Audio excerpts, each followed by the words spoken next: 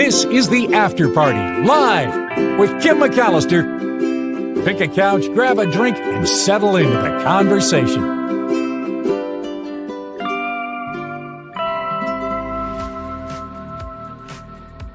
Is the After Party live on a Waterfall Wednesday, and I have to apologize because I screwed up. It's been a lot trying to pull all these shows together, and last night, because I know that I have to set up all the shows ahead of time because I'm not going to have time during the Mark Thompson show to do any work, and I thought I had saved everything and created the show and created the description. And then after the show, I went to log in and I see there's nothing there. So then I had to quickly create it. So if you had trouble accessing the show today, that's my fault. For whatever reason, the work that I did to create the show didn't get saved. And so then I was struggling to kind of do that. So I would expect that maybe people will have a little more trouble finding the show today. And for that, I'm sorry, but hopefully they'll be able to catch it in replay if the live version was missed. So my apologies, and I'm sorry if I caused anybody stress that was unable to find it. I totally screwed that up. Rhonda says, not in my subscription. Oh, so you're thinking that maybe did you click the bell? Because if you click the bell, the minute I create a show, it should pop up and let you know that something is coming. I don't know. I'm sorry. Again, totally my fault. My bad. Sea Dog says, I didn't have any issues. Great show today. I think you mean the Mark Thompson show, maybe not this show? I don't know. Yeah, the Mark Thompson show, no problem with that. This show, though, whatever I did to create it, somehow it didn't save. So Sandy says, it's okay. We managed to find you. Hooray. Well, the show must go on. So we'll do a show anyway. And yeah, I apologize if it caused anybody stress trying to make their way here. Yeah, you're talking about Mark's show. Thank goodness everything went fine with that one, or I never hear the end of it. Good Lord. And you got a notification for this show too. Excellent. Well, that's the way it should work. Right on. Thank you for being here. We will talk waterfalls, but first, are some other stories that I wanted to make sure we got to, including this one. It is about eyes and the way we see and the way we could see, which might open up a whole new world for us. Just by changing the way our eyes function, it could allow us to see, again, things in a whole new light. Scientists are saying that they've discovered a new color. They say it's an unprecedented hue. So far, it's only been seen by 5 people.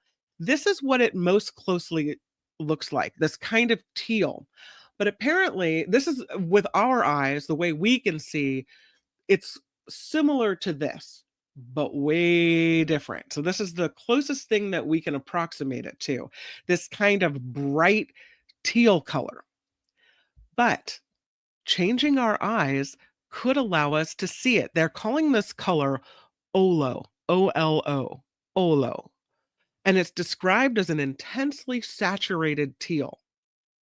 The thought is that it might have applications in understanding color blindness. Only 5 people have experienced Olo because of this experiment that involved firing laser pulses into their eyes. That doesn't sound good for eye health, but it allowed these people involved in the experiment to see this hue, which is, again, this blue-green described as unprecedented in saturation. The paper on this was published last week in the journal Science Advances. One of the people who saw Olo is an electrical engineer at UC Berkeley, one of the participants in this study. And it's been called by this participant jaw-dropping, incredibly saturated. They said, we predicted from the beginning that it would look like an unprecedented color signal. We didn't know, though, what our brains would do with that signal. Here's how they did this. Human retinas have typically 3 types of cone cells. That is what allows our eyes to detect various wavelengths of light. So there's L cones, which detect long wavelengths, which we see as red, M cones, which detect medium wavelengths, which we see as green, and S as in Sam, S cones pick up short wavelengths, and we see that as blue. But if the middle wavelength, M cones, are activated under natural conditions, either S or L cones will also be activated because the cones overlap a little in the wavelengths that they detect. So these researchers thought, what if only the M cone was stimulated, not the L or the S, just the M? And so they used this device called Oz, as in the Wizard of. It's equipped with a laser that can stimulate single cone cells. So 5 people, 4 of them male, 1 female, were involved in this study. 3 of them were on the research team. 2 others were scientists at the University of Washington who didn't know anything about the purpose of this experiment. And they mapped each person's retina involved in the study to determine the position of each of the type of cone cell. And then they stimulated just the M cones with this laser and asked people to describe what they saw. And what they saw was pretty groundbreaking. One of the researchers says, what I saw in Olo was more saturated than any color you've ever seen in the real world. Described this way: let's say you go around your whole life and you see only pink, baby pink, a pastel pink. And then one day you go to the office and someone's wearing a shirt and it is the most intense baby pink you've ever seen. And they say it's a new color and we call it red. To make sure the participants were seeing a new color, they also took a color matching test. So the participants would view this color Olo beside an adjustable hue, and they were asked to match its shade to this new Olo as closely as possible. And everyone selected a teal color. So everyone saw that it was kind of tealish in nature. And then they asked them to turn the dial to adjust Olo by adding or removing white light until it matched the saturation of a teal. And everyone desaturated Olo by adding white light, bringing it closer to the teal. The study is being called groundbreaking in the ability to understand photoreceptor mechanisms and underlying color vision, what allows us to see color. One of the researchers said, well, this person was not involved in the study, but is a light researcher at the Max Planck Institute for Biological Cybernetics. He says it's a fascinating study in the advance of the ability to understand photoreceptor mechanisms underlying color vision. The open question is, how can this advance be used? Some people think, well, this could have some medical applications, that these results aren't just kind of fun in getting to see this new Olo color, but they could lead to people with red-green color blindness to experience typical vision, that activating receptors differently, this type of science could really help people that are colorblind. Some, though, aren't convinced that Olo is a new color. They think maybe this has limited value, that it's not a new color, it's just a more saturated green that can only be produced in a subject with normal red-green chromatic mechanism when the input comes from M cones. Now, most of us aren't likely to see Olo for now. You've got to have this Oz laser manipulate the cones in your eyes to see it. They see we're not going to see Olo on any smartphone displays or TVs anytime soon. It's very far beyond even VR headset technology. But it's interesting, really interesting, that the thought that if we change the way we see, manipulate the system functions of our eyes, what kind of things could we see? That's interesting. Could we see Olo? Olo sounds like YOLO. You only live teal once. Let's talk about boozy fruit. These these creatures, they found something to bond over, just like we bond over wine, drink at a bar, what have you. A team of British researchers, this is kind of a muted picture, isn't it? This team of British researchers is studying chimpanzees in West Africa. And they came across this moment where these primates were eating and sharing boozy fruit, this alcoholic fruit. The researchers from the University of Exeter set up these cameras at the Canton Hez National Park, and they captured these chimps as they were sharing fermented African breadfruit, and they later confirmed that it was pretty boozy, that it contained ethanol. The team suggests these chimps could be using the alcohol for a similar purpose as humans who partake in intoxicating beverages. Here's what they write. For humans, we know drinking alcohol leads to a release of dopamine and endorphins, resulting feelings of happiness and relaxation. I would argue not always. Um, we know sharing alcohol, including through traditions like feasting, helps to form and strengthen social bonds. So now, they write, we know that wild chimpanzees are eating and sharing ethanolic fruits. Could they be getting similar benefits? That's what they're not sure. They say it's notable that the chimps were sharing this boozy fruit rather than just eating it alone or consuming it alone. They say that chimps don't share food all the time, so that this behavior with the fermented fruit could actually be kind of important. And they're trying to figure out whether they were deliberately seeking out this boozy breadfruit and how they metabolize it, whether this behavior could be part of their evolution. Are they now feasting like we feast?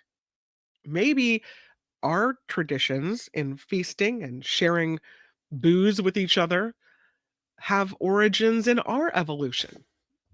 Interesting how that all works out.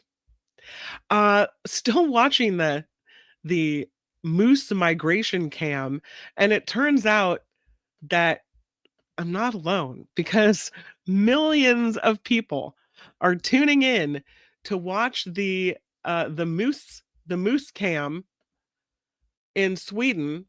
I thought I had a I thought I had the video to play for you. Last year it was 9 million people that tuned in. It is about 187 miles northwest of Stockholm, the moose migration happening. The cameras are going to be tracking dozens of moose as they swim across a river from now until May 4th. So the moose are still on the move, is what's happening here. Oh, I'll play for you. I think we may have already seen this part. I don't know why I don't have access to the live cam, but yeah, the moose is still migrating, and the cam is still up. And here they go. You see 'em crossing the river. Anything can happen, but Yeah, that's the project manager.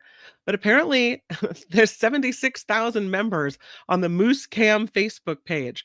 So this is pretty popular. And again, it's up from now through May 4th.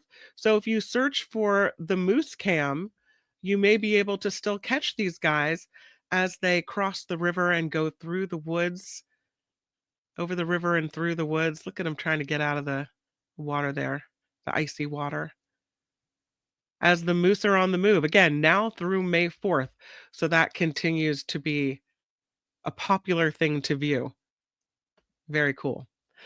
Here's a crazy story. I had to really research this story because I didn't know if it was fake news or not. But so I'm going to put a big question mark by this story because it seems rather far fetched to me. The story goes that archaeologists have revealed a plan to dig up Noah's Ark. What? They say they've made a discovery 5,000 years in the making and have, they say, some conclusive proof of the resting place of the historical ark. They're convinced that they found the ark and that they're going to now dig up this site. So the site is in Turkey, where researchers say they feel like they have found the existence of this biblical ship.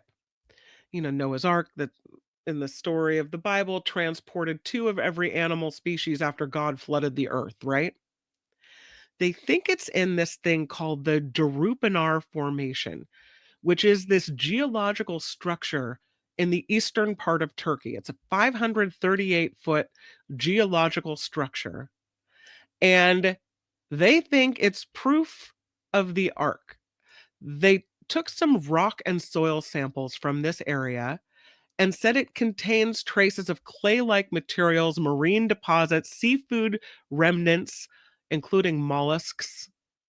And then they used this to say, okay, now we're ready to dig up this site and possibly uncover Noah's Ark. This is a 538-foot geological structure that's made of limonite. And the researchers are saying, the archaeologists in this group, that it closely matches the ark's dimensions as were described in the Bible. The location is apparently in an active earth flow with harsh winters. So they say they need to really protect this area. Over the next few years, partners at Turkish universities are conducting non-destructive tests like soil sampling, radar scans, and other methods to determine if the structures that have allegedly been detected are man-made or simply natural formations. And then they say after they gather enough evidence and they have preservation plans in place that will work, they'll consider whether they should excavate. They call it the boat site. I don't know if they have enough proof there's really a boat in there, but they say they'll do geophysical surveys, core drilling, and careful planning before any digging could be done here. I don't know. Ground penetrating radar scans were done in 2019, and they say those pointed to rectangular shapes below the surface. So they're convinced they've got more than enough proof to suggest that there's something down there that could be worth investigating. I don't know. This seems rather far-fetched to me. I don't I don't I'm not sure that I buy it. I'm not buying what they're selling, but I appreciate the thought, and I don't know how you dig up something like that while preserving the environment. That's a pretty big area to excavate. Yeah, I don't know. This next story is pretty short, but I think we need to see it if only because we need to feel good. And it is the corgi races. It's really, really short. But look at them. They're so cute. So this happens in the UK. It was first launched in 2022 to mark Queen Elizabeth II's Platinum Jubilee, and it continues. It's called the Corgi Derby, created to celebrate the breed which Queen Elizabeth loved so much. And it's not like other dog races where you feel like the dogs may be abused or mistreated. This one, it just looks fun. Oh, they're getting very excited. White flags raised. And they're off. One or two of the corgis weren't concentrating there. But look at number 8 go. And it is 8 in front. Here comes the 6. And flying at the death is 14. 14 has won it. Juno has won it for Fran Brandon. I thought it was worth watching. Thanks to Sky News for the Corgi Derby video. Number 14 takes the Corgi Derby this year. From a good story to a story that it's sad. And you heard Belinda, possibly if you watched the Mark Thompson show, reference this earlier. And it's the study I think that's important to talk about. Because of microplastics, it appears that we are having strokes at a higher rate. And unfortunately, microscopic plastic levels have been measured far higher in those who suffer strokes. Big surprise, right?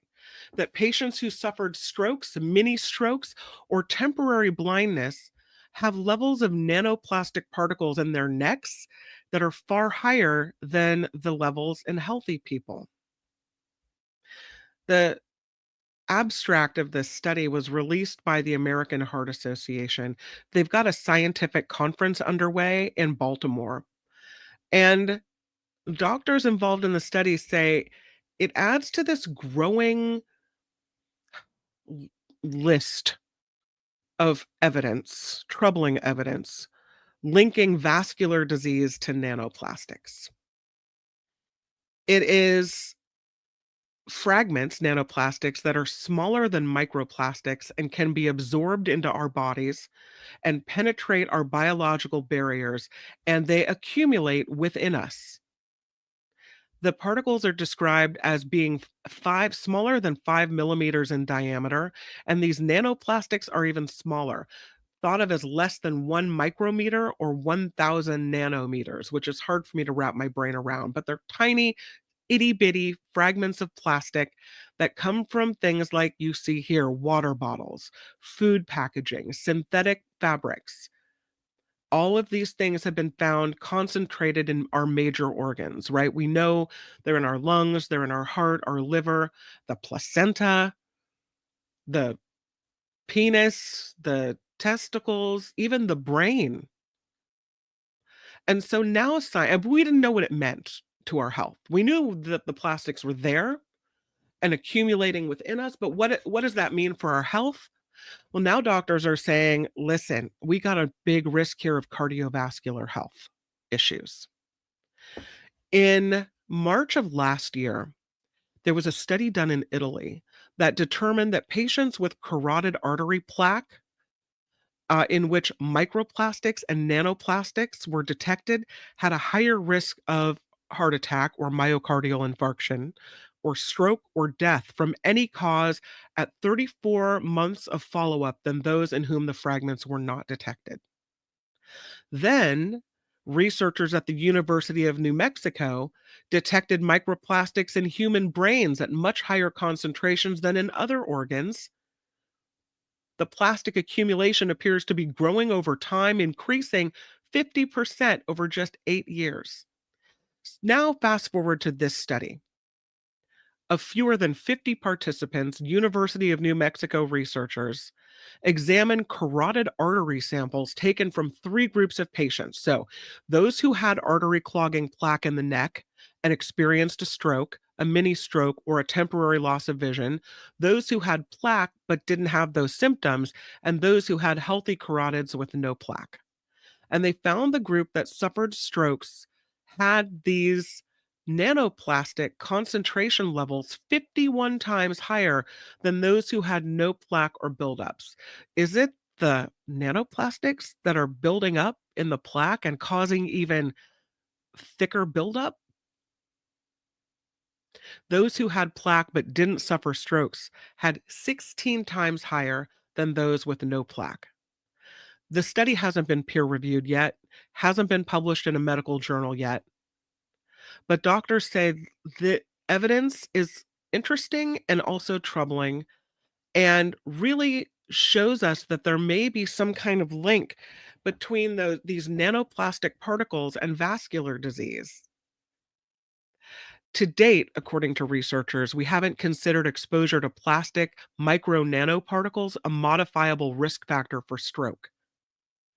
The lead author of the study says while it remains unknown if nanoplastics can actually cause a stroke or other illnesses, this small study has limitations, but the results show a sharp, sizable swing in plastic levels between those who suffered strokes and those who didn't. And that, they say, raises eyebrows. The researchers say it's pretty compelling to see a 16-fold greater presence of nanoplastics in asymptomatic carotid plaques compared to normal healthy artery, and a 51-fold increase in those who are having symptoms. So what is it about those symptoms and the plastics? And do they have anything to do with them directly? Too early to tell, they say, but it's so interesting that those two groups are so different. They didn't find any correlation between the amount of plastics in the plaque and biomarkers of inflammation. So it's not just as easy as saying having microplastics in these plaques causes inflammation. There's definitely something more nuanced going on here, which they say will take a lot of time to unravel. More evidence that this is bad for our health. The question is it modifiable? How do we fix it? And that is going to take a long time, if ever, to get this out of our environment. But I would argue there are some things we can do. We can't eliminate this risk. Maybe we could lessen it. Maybe we could stop drinking out of plastic bottles just on a personal level, right? Maybe we could not put plastic in the microwave and then eat the food that it was wrapped in. Maybe there are some things we can do. Not put plastic in the dishwasher. I have to tell you, I've been not washing anything in the dishwasher that's plastic and slowly weeding out any plastic tools in my kitchen. And then a couple weeks ago, as I'm loading the dishwasher and I'm putting silverware in the dishwasher, I realize that I'm putting silverware into a plastic insert, the little thing that holds the silverware in the dishwasher, totally made of plastic. And I only now just realized it. So there's been plastic in my dishwasher forever. And there continues to be, because I'm not sure how to deal with my washing my silverware without the little plastic holder that fits into the dishwasher. Well, we have to do something, don't we? We have to try on a personal level to reduce our own risks, even if we can't eliminate it altogether. So I guess I'll get off my soapbox for now, and let's turn to something a little more fun, like how about Lotto of the Day, right? Winner, winner, chicken dinner. That's always fun. Let's look at this lottery winner who, it would seem, has won because of a lost item.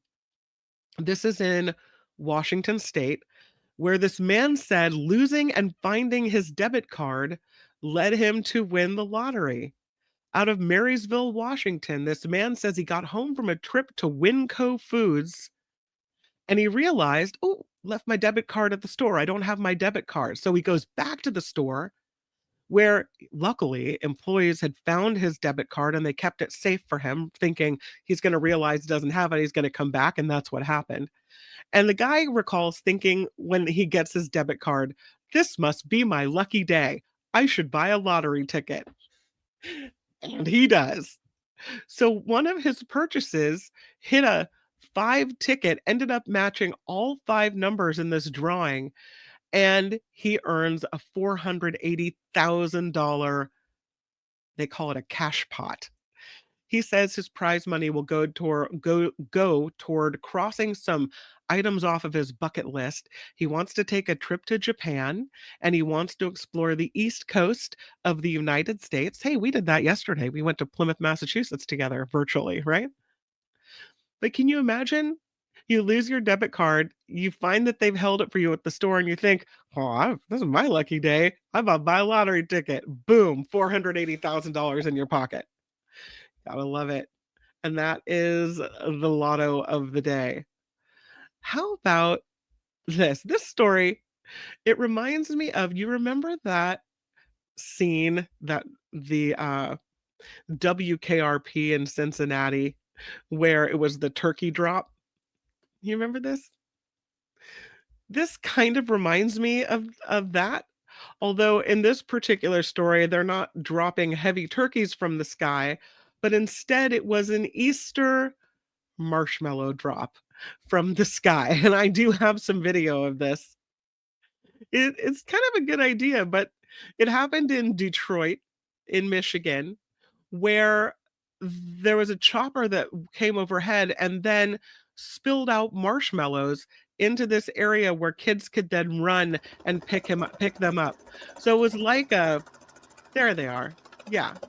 Dumping all the marshmallows out of the bag on the side of the helicopter, and off they go. The kids can go run and find these marshmallows. You think about, I mean, I know it was a helicopter, so it's not from that high up. And they did hold it. Marshmallow Drop is free to all and is our kickoff to our summer season. As the marshmallows drop, they are not wrapped, so please don't eat the marshmallows when you pick them up. Children only need 1 marshmallow, and they will get a prize bag. And this year we have a color your own kite. Probably the most exciting part was seeing the helicopters. But once we saw the marshmallows drop, we got really excited, and yeah, we joined the melee, and we managed to get one pretty easy. And so there it is. Trying to ask a child not to eat a marshmallow that they find, even a marshmallow on the ground, impossible. And so you saw there the kids picking up the marshmallows and eating them. Interesting idea to drop these marshmallows from the sky, I think. The Great Annual Marshmallow Drop allows kids to exchange the marshmallow, if they haven't already eaten it, for a prize bag that includes a pass to a water park and also a kite they got in the prize bag as well. They've been doing this for a while, 30 years in the Detroit suburb of Royal Oak, Michigan.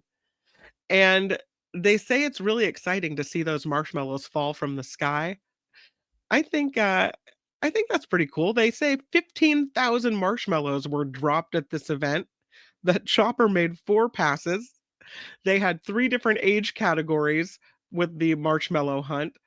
And in Oakland County, Michigan, they say we do it because it's great for community engagement, that the kids love it, that the looks on their faces as they're rolling around picking up these marshmallows and then coming to turn them in for prizes is pretty great. So I don't know why it reminds me of the turkey drop, but it just does. This is kind of another Touron story. There is a YouTuber. I know I'm a YouTuber as well, right? I don't like to call myself that, but I guess I am. There is a YouTuber that is now in custody in India for going to a restricted island where this native tribe lives. And YouTuber, this native tribe lives. You're not supposed to go there because this tribe, you're not supposed to interact with this tribe. It is not for us. They keep to themselves, and people from the outside world are not supposed to tamper with their environment or in any way interact with the people in this area. But apparently that wasn't clear or enough of a deterrent for this YouTuber from Arizona who went to this island and left a Diet Coke can and a coconut as a peace offering, trying to establish contact with this tribe. This man is 24 years old, and he's from Arizona. He went to this restricted territory of North Sentinel Island, trying to meet people from this Sentinelese tribe. And again, leaves a can of Diet Coke and a coconut after he fails to contact the Sentinelese. And what does he do during this whole Diet Coke can offering? He films it. He shoots a video of the island on his camera. He collects some sand samples of the island before he gets back on his boat. No, arrested. Authorities say this guy might have been thinking he was on an adventure, but there's been a violation of Indian laws. Outsiders meeting Sentinelese could endanger the tribe's survival. And so this YouTuber is now a 24-year-old from Arizona, now suspected of violating Indian laws, carry a possible sentence of up to 5 years in prison and a fine. You can't do this. As a matter of fact, there are laws banning people from traveling within 3 miles of North Sentinel Island. You're not even supposed to get close to this place. The population on this island has been isolated from the rest of the world for thousands of years. The Sentinelese use spears and bows and arrows to hunt animals that roam the forested land. They are very suspicious of outsiders, and if you land on their beach, they will attack you. It's amazing this guy was able to slam down a Diet Coke can and a coconut before checking out.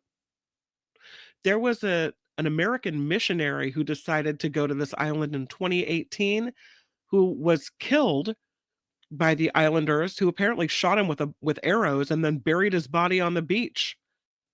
Before that, in 2006, Sentinelese killed 2 fishermen who accidentally landed on the shore. And here's this boneheaded YouTuber, this 24-year-old, I'm going to go make contact with a forbidden tribe, who lands here and leaves them a Diet Coke can? Now the US consulate is dealing with this Touron, we'll call him. They say, we take our commitment to assist US citizens abroad seriously. We are monitoring this situation. The police in this area say the YouTuber had been conducting detailed research on sea conditions, tides, and accessibility to this island before heading out on the boat. He stayed on the beach for about an hour, blowing a whistle, trying to attract attention, but it got no response from the islanders. That's weird, right? He's there for about an hour, blowing a whistle, making a racket. On his way out of the island, his return, he's spotted by a couple local fishermen who call the authorities and say, this guy was over on that island. And the police come and arrest. So there you go. I'm telling you, people, so silly. It is time for Waterfall Wednesday. Let's take a little breath from the ridiculous and maybe take a little look at the beautiful. How about that? Yeah. We'll do it with Waterfall Wednesday. We've got some really pretty waterfalls this time around. As a matter of fact, I have 10 amazing underground waterfalls located in the United States. And so I present to you Waterfall Wednesday. This one looks a little colorful, I think. Yeah. I don't know. I like the idea of underground waterfalls. So here's the first photo. Let me bring my screen up and let me take this picture away. Here it is. Look at this one. Yeah, that's pretty cool. Look at that. Let me get it even bigger there on the screen for you. Beautiful, right? This is Ruby Falls. Ruby Falls is in Chattanooga, Tennessee. They'll charge you to enter this one. It's about $26 to get in, but it's called one of the most famous underground waterfalls in the United States. It is inside Lookout Mountain in Chattanooga, Tennessee, 145-foot waterfall that they have illuminated with these colorful lights, which creates a mesmerizing experience. You can take a guided tour through the cavern to reach the falls while you learn about the fascinating history of this place. So that's pretty cool. We like the Ruby Falls. Kind of cool that they light it up like that. I wonder what it looks like in just naturally. If it's hard to see in the darkness of the cave, if you would only be able to hear it and not see it. Yeah, I don't know. This next one is looks a little more natural, you could say. Check out this one. See if I can take one picture away and bring up another picture. My apologies for it taking time to do that. Now here's another one. And check out this one. This is, here it is. Look at how pretty that is. Yeah. This is called Niagara Cave Waterfall. Though it's called Niagara Cave Waterfall, it's actually in Harmony, Minnesota. Another one that'll cost you to get in, $20. But it's in the heart of Niagara Cave. It's an underground waterfall. The water flows into this serene pool, which is surrounded by stunning rock formations. They do have guided tours of Niagara Cave that showcase the waterfall and other attractions like fossils and unique stalactites inside of this cave. So that's pretty cool. I'll take it. I love it. Another one. This, it doesn't look above ground to me. And I apologize for the thing in the middle of it. This one, it is underground, but there's a series of walkways that make it look like, I don't know. To me, it doesn't look quite as underground, but here's what it looks like. I have it for you. There it is. Look at that. This beautiful series of waterfalls. This is called the Lost Sea Cave Waterfall. We're back to Tennessee, Sweetwater, Tennessee, and it's again a charge, $26. It is within the Lost Sea Adventure. This underground waterfall complements the world's largest underground lake. So you can go on boat tours here that will give you unique views of the cave and the cascading water hidden underneath. So I think that's pretty cool. How about next we head over to Missouri, because the fine people of Missouri have, look at this, beautiful, so beautiful. Sorry, it's taking me a minute to take these pictures down and get them back. Here it is. I'll stop this one and let me show you this one, because this is really cool. This looks like another world. How cool is that? I love that. So pretty. So this one is called Bridal Cave Waterfall. It's in Camdenton, Missouri. Another charge to get in, about $20. It is named because there's a history of wedding ceremonies here. And it's got this beautiful underground waterfall. They do the guided tours showcasing the waterfall, along with other geological formations in here as well.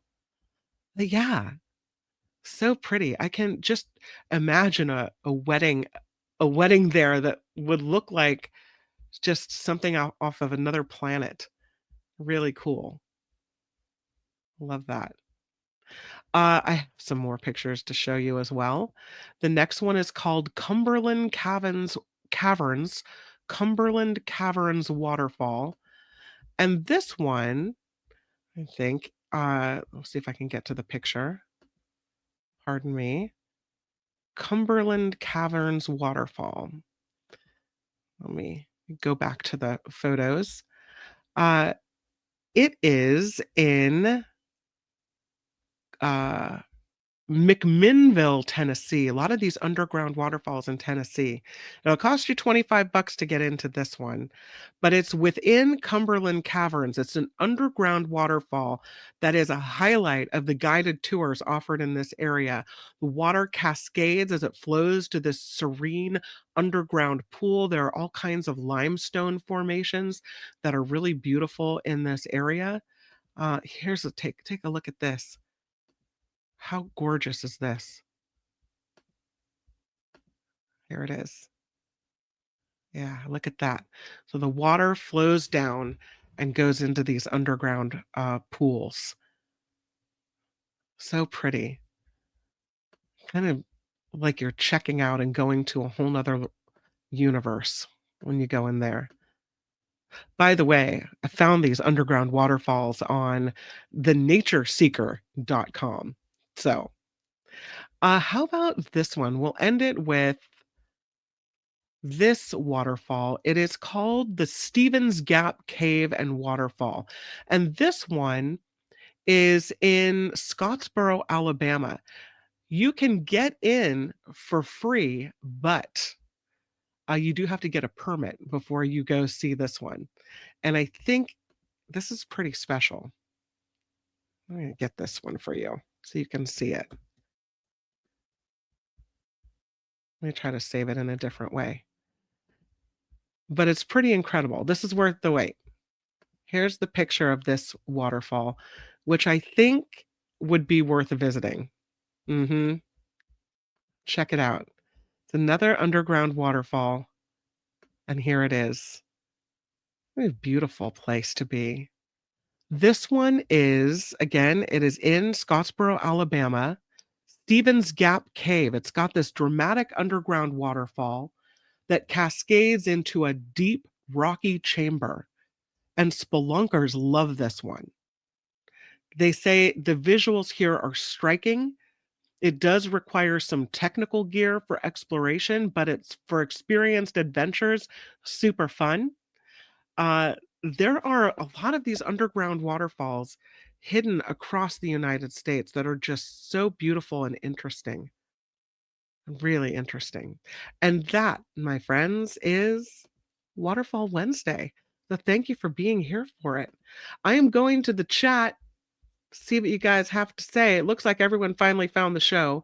Again, my apologies for the late creation of the show. Nothing saved last night when I tried to. How do you get down there? I think in some cases you have to spelunk. In other cases, maybe it's a guided tour. In other cases, it's by boat. So it really just depends. Yeah, I don't know. I don't know.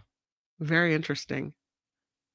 I'm looking at the chat, seeing all of your comments and loving it. I do want to take a moment to ask people to click the like button, which I don't do as often as I should. Also, if you could click subscribe as well, that would be extraordinarily helpful on this show. We are at, I think, 30 more subscribers and we'll hit 2,500. So it's a goal that we've been working for a while. So click the subscribe button if you haven't already. If you've already subscribed, don't hit the button because then it'll make you unsubscribe. And we don't want that. No, we don't want that. Do want to thank everyone who contributes to this After Party Live, the Mark Thompson Show and the Nikki Maduro Show. You guys really help keep these shows on track, and I can't thank you enough. This little show, the little show that keeps going and going, you support this show and allow me to pay for the things that are needed to do that, including the podcast platform, the video platform, and all the other monthly expenditures. It is because of you that this show continues. Thank you to Vicky S. for her recurring monthly contribution via PayPal. Thank you to Wes, who contributed at least twice so far this week, and we're only on Wednesday, $5 each time. Huge thank you to Wes, who treats this show like getting his daily cup of coffee, and I really appreciate it. Alicia P. has contributed this week. Amy P. as well. The PayPal information is in the show description and in the About tab here on YouTube.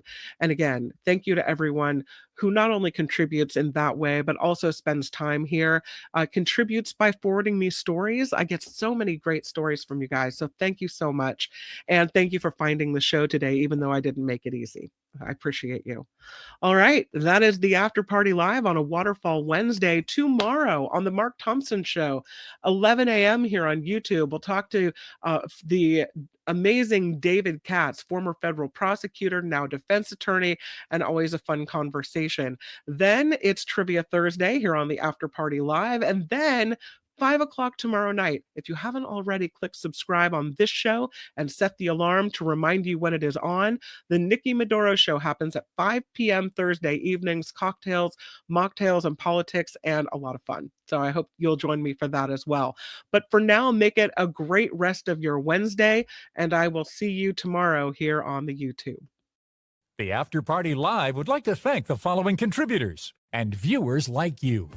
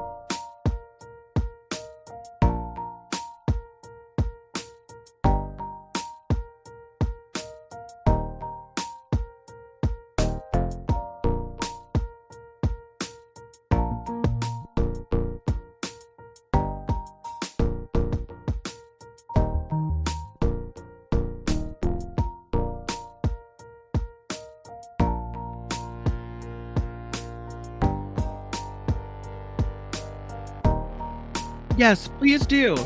Tell the people about the Mark Thompson show and the Nikki Maduro show. And this show too, if they're quirky and interesting.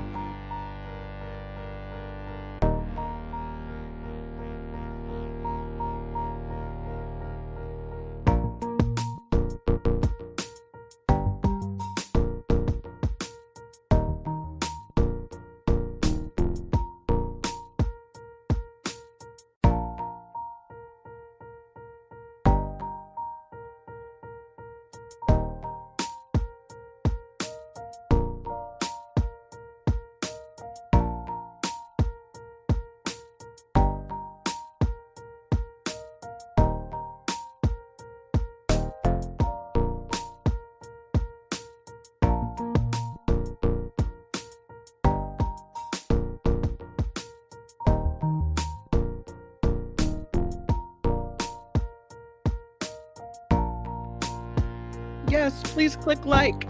Like it. Please like me, please. Won't you like me?